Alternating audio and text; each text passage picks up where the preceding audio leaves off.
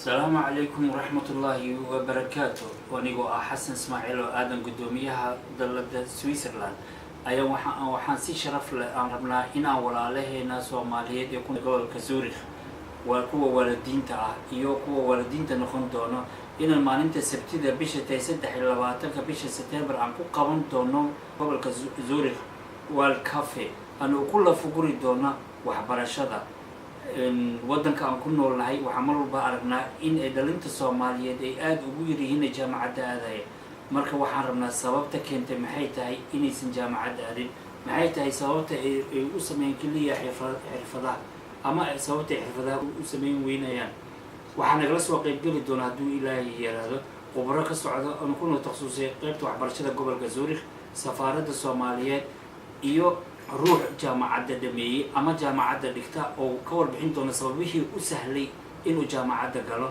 روح رفت سمي ونكشكين دونا وح وسهلة إنه برتو حرفت داس إيوه روحنا كلو كشكين دونا سببته أي وين إني حتى دلين تقاركود حرفت داس سميان ما ننتاس وحربنا إنا وغانو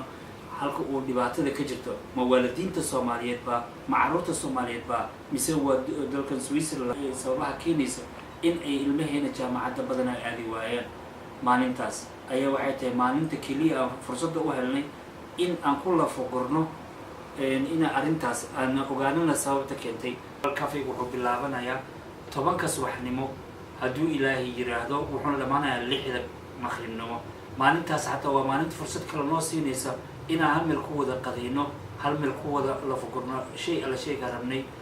أن قوة تكنه أن قوة عسيرينه كبعدنا كسر صارنا قرار وين سي المهن اللي هو عاوي قرار كاسد الله يرادو وحوجود بين دوننا وزارة وحبرشة قبل كزوريخ ووزارة سد حقلك يو قيبتك الوزارة كلا هول مريتو قبل كزوريخ والدين الرباط إن أي هلام حتى وربحين تاس وحان ديار قلنا هاي إن أن